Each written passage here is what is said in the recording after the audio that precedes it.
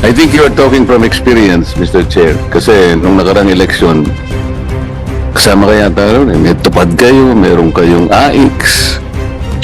Hindi lahat nabibigyan eh. No? Nung kinuwento ko po yung lahat po ng mga binibigay na ayuda ng ating pamahalaan, magsimula po kayo sa 4Ps. Isama mo yung AX, MAIP, tupad, at saka yung paborito ni Chairman na AKAP, 194 billion pesos. Hindi ko malaman kung nabibigyan lahat ang dapat bigyan. Ito na nga, Erwin Tulfo, harap-harapang binalatan ni Senator Rodante Marcoleta. Erwin, promoter ng AKAP. Pero bago ang lahat, maaari kayong mag-subscribe para maging updated sa mga issue at bagong mga balita.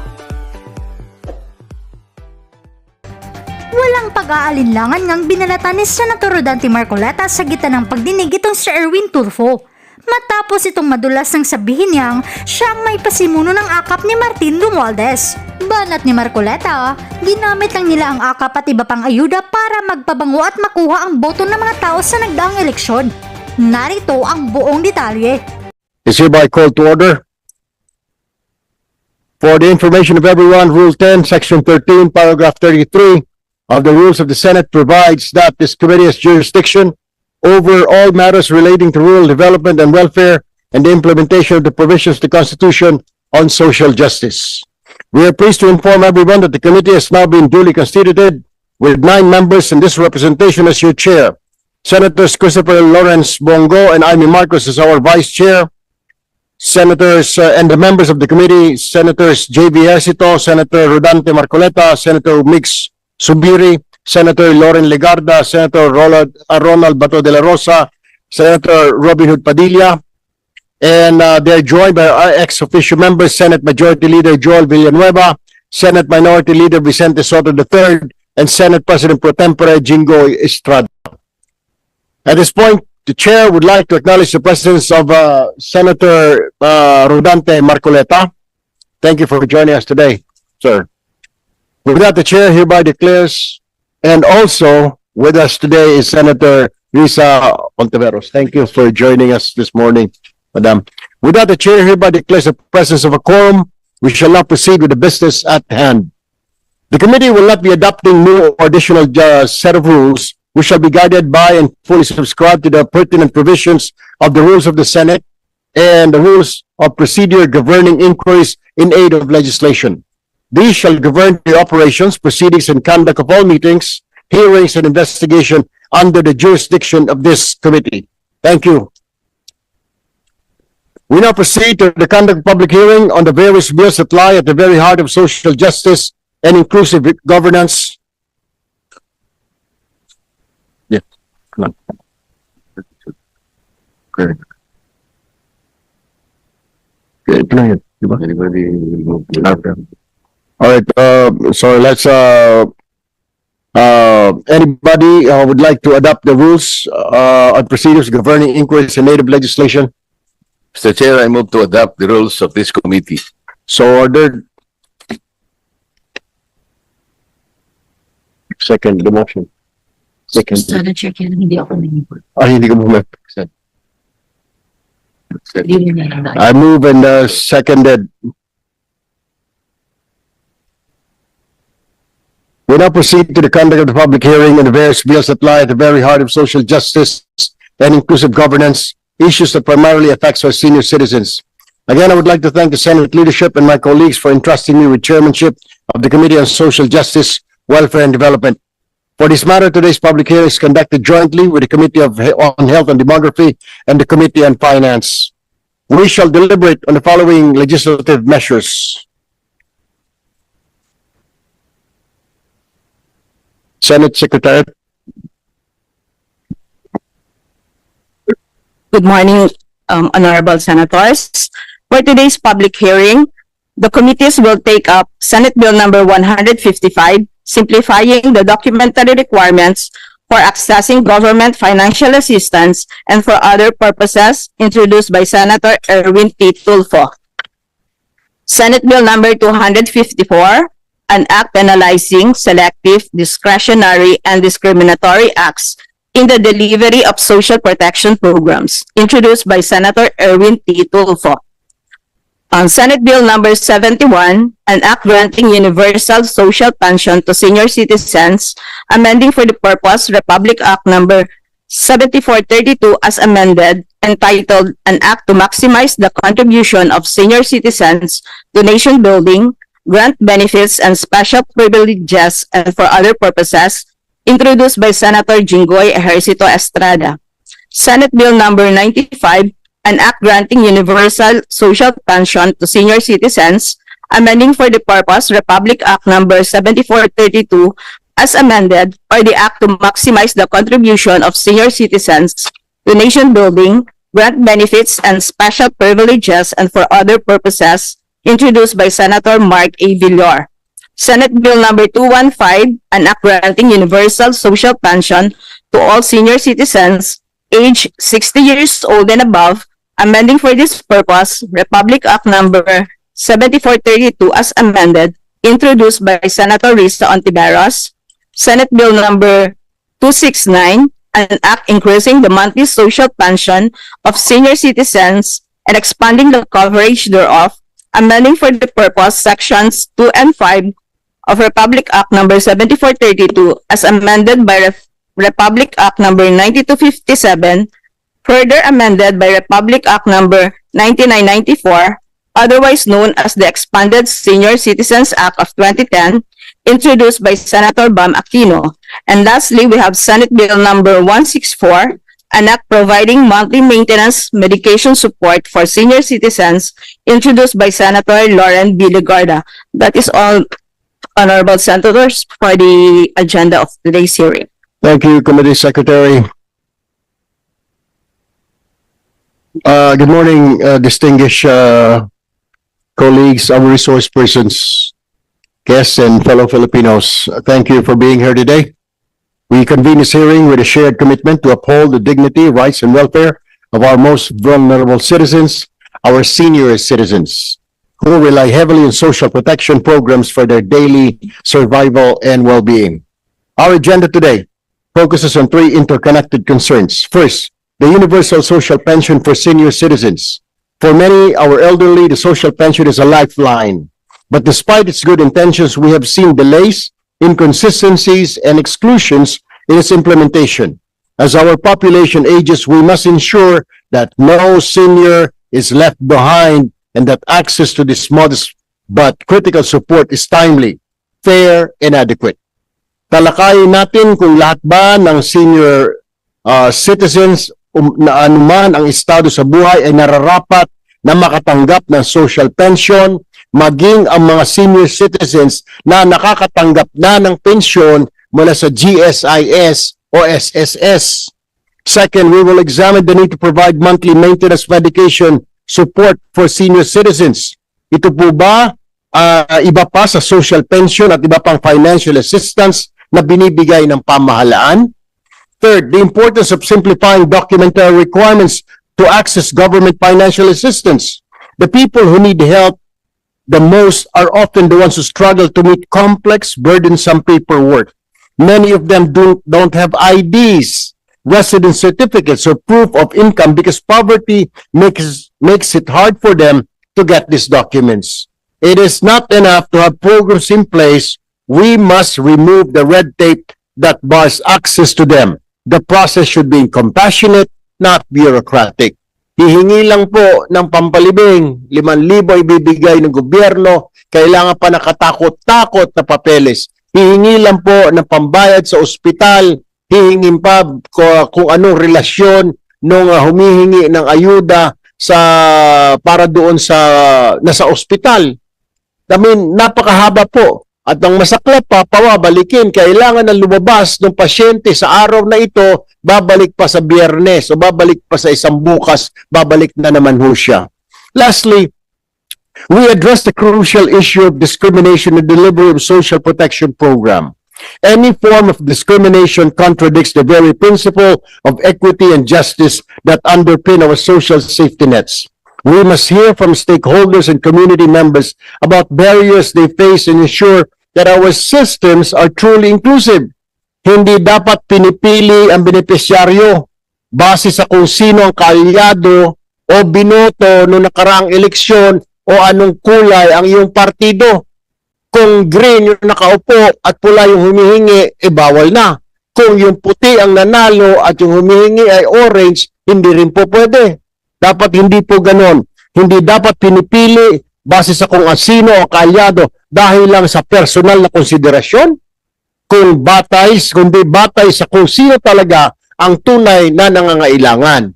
Dapat po isang kulay lang ang titignan ho natin, whether tayo na sa national agency o tayo sa LGU, isang kulay lang po ang titignan natin, dapat kulay kayo manggi. I urge all resource persons, advocates, and all public servants present to speak with candor and compassion. Let us gather the facts, share the stories, and work together to shape policies that serve our people better. We owe it to our senior citizens who have contributed so much to society. We owe it to the poor and marginalized whose voices are often drowned by bureaucracy. We owe it to our country to build a system that protects all fairly, efficiently, and without prejudice. Sa huli, ang tunay na lakas ng isang lipunan ay nasusukat kung paano ito inaalagaan ng mga mahihina, matatanda at nangangailangan. Let us work together. Legislators, agencies, civil society, organizations, and citizens to turn these proposals into reality, tangible programs. Maraming salamat po. Before we acknowledge the resource persons, may I ask if any of my esteemed colleagues would like to give their short opening remarks? Go ahead. Thank you, Mr. Chair. Maganda itong bills na pinipresent mo ngayon, lalo na itong Simplified Government Aid Access at saka itong Anti-Discrimination in the Delivery of Social Protection Program. I think you are talking from experience, Mr. Chair, kasi nung nakarang election, kasama kaya tayo, may tupad kayo, meron kayong AIX. Hindi lahat nabibigyan no? Nung kinuwento ko po yung lahat po ng mga binibigay na ayuda ng ating pamahalaan, magsimula po kayo sa 4Ps. Isama mo yung AIX, MAIP, tupad, at saka yung paborito ni Chairman na AKAP, 194 billion pesos. Hindi ko malaman kung nabibigyan lahat ang dapat bigyan. Ito siguro yung paraan para ma-address natin yun. Lalo na po yung AKAP. Yung range po ng AKAP, Mr. Chair, is between 7 to 12,000 pesos. Yung AIX, nasa 3,000 pesos per beneficiary. Yung tupad, depende po sa dami ng araw na kanyang ipinagtrabaho. Pangkaraniwan po ay nasa 5,000 pesos po bawat beneficiary. Ngunit, dahil walang guidelines po yung 4Ps meron sapagkat merong conditions po ang batas na nakalagay doon Pero yung AIX, yung MAIP, yung tupad at saka yung AKAP, very loose po yung wala pong guidelines. Kaya po hindi namin malaman kung ilan ang nabibigyan. I would like to believe with the huge amount of 194 billion pesos, matarget man lang sana doon, ay yung pinakamahirap po na Pilipino na about 5.5 million households. Ibig sabihin po nun, naglalaro between 25 to 27 puro Filipinos. Pero wala po sigurong record yung mga AIX, yung tupad, yung AKAP. Sana po isang araw ay sa pamagitan ng committee ito, mapatawag natin yung nag-administer ng mga ayuda na yun. Ilan po yung nabigyan? Kasi yung lahat po ng mga ayuda na yun ay pantulong po sa pinakamahirap nating mga kababayan. Ang pinakamahirap po is between 25 to 27 million Filipinos. Kung nabigyan po 10% lang noon, sablay po yung programa. Kaya po tama ito na dapat walang discrimination. Salamat po, Mr. Chair. Thank you for that statement. Yes, Senator Antueros. Salamat, Mr. Chair. At magandang umaga po sa inyo, Chair Erwin at Senator Dante Marcoleta. At sa lahat po ng kasama natin sa hearing ngayong araw, lalo na ang mga senior citizens na kasama po natin ngayon o di kaya po ay nanonood sa live stream. Mr. Chair, mga kasama, marami sa atin sa hearing na ito ay suki na ng mga botika. Pero ang masakit na katotohanan ay ito. Hindi lahat sa ating mga seniors ay may pambili ng gamot. Minsan ang mga lolo't lola natin, mas pinipiling gumastos para sa pagkain, tubig o kuryente kaysa sa gamot na dapat ay pampalakas nila. Ayon sa PSA, aabot sa 11 milyon na ang senior citizens sa ating bansa. At karamihan sa kanila may iniindang sakit na panghabang buhay ang gamutan tulad ng hypertension, diabetes, arthritis at iba pa. Kapag birthday ng ating mga lolo at lola, lagi nating hinihiling ang good health at long life para sa kanila. Pero paano natin mapapahaba ang buhay ng ating mga lolo't lola kung wala silang pambili ng kanilang mga gamot? Paano magiging malusog kung walang maintenance med sa health center? O kung hindi man lang natin mabantayan ang kanilang kalusugan at kagalingan? Mr. Chair, this is exactly why I filed Senate Bill number 1204 o the Lingap Gamot at Resistensya Pact para sa nakatatandang Pinoy Act, which is pending referral to this committee. Sa oras na maging batas, harinawa ang bill ko na iyan, hindi na kailangang mag-alala ang ating mga lolo at lola kung saan kukunin ang pambili ng maintenance dahil magiging libre ito sa lahat ng health centers at partner na butika. Libre rin ang vitamins, libre rin ang supplements. Yan ay mga konkretong solusyon sa matagal ng hinaing ng ating mga senior. Dapat hindi na kailangang mag-alala ang ating mga lolo at lola kung saan nila kukuha o kukunin ang pambili ng gamot. Bahagi rin ng panukalang ito ang pagpapalawak sa guaranteed and accessible medications for outpatient treatment o gamot package ng PhilHealth para makakuha pa rin ng libreng gamot ang ating mga lola at lolo kung sakaling wala ang mga ito sa kanilang mga health center. At bilang dagdag na suporta, Mr. Chair, isinusulong ko pa rin ang Senate Bill number 215, ang Linga para kay Lolo at Lola Act, na magbibigay ng 1,500 pesos buwan-buwan sa lahat ng senior citizens bilang universal social pension. Yan naman ay para may pandagdag sila sa kanilang mga pansariling pangangailangan at panggastos sa kanilang pagtanda. Taking care of the most vulnerable of our society, including our elderly, is a constitutional mandate. Kayo po, mga lolo at lola, ang naunang bumuo ng pamilyang Pilipino. Kayo rin ang dahilan kung paano kami nakarating kung nasaan kami ngayon. Kaya, ang hiling ko po, Mr. Chair, ngayong umaga, sana ay mapagtulungan nating maisabatas ang tunay na pagkalinga at pagmamalasakit sa ating nakatatanda. Salamat po, Mr. Chair. Thank you very much, Senator Risa Ontiveros. May I now request the Committee Secretary Maria Clarinda Mendoza to acknowledge our resource persons. Committee Secretary, go ahead. Good morning. Good morning po sa atin lahat.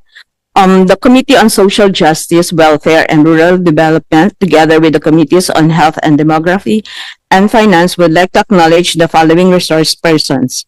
From the Department of Social Welfare and Development, we have Undersecretary Alia de Maporo, morning ma'am, together with Assistant Secretary Maritas Maristela. From the Department of Health, we have Ms. Maria Cristina Raimundo, Program Manager, Disease Prevention and Control Bureau. From the Anti-Red Tape Authority, we have Secretary Ernesto Perez, the Director General, together with Director Grace Fernandez of the Compliance Monitoring and Evaluation Office. From the Philippine Health Insurance Corporation, we have Mr. Jojit Mislang, Chief Social Insurance Specialist, and Attorney Ezekiel C., Social Insurance Officer, together with Dr. Anne Remonte of the Primary Care. From the Philippine Charity Sweepstakes Office, we have Attorney Liza Grace Pagano, good morning, Assistant General Manager, Gaming Product Development and Marketing Sector.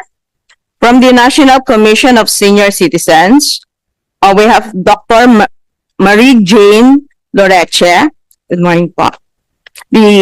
She's the Chairperson and Chief Executive Officer.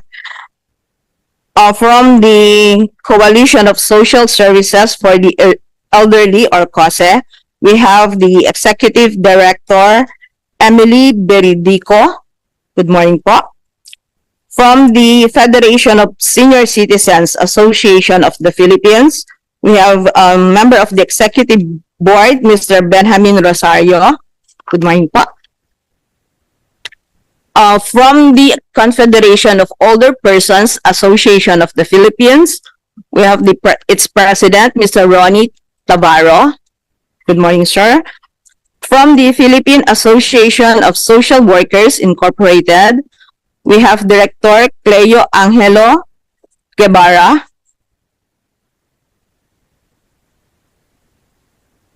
From the Department of Budget and Management, we have Director Benjilet Suniga. Is it Benjin? Good morning po. Okay, that is all, Mr. Chair.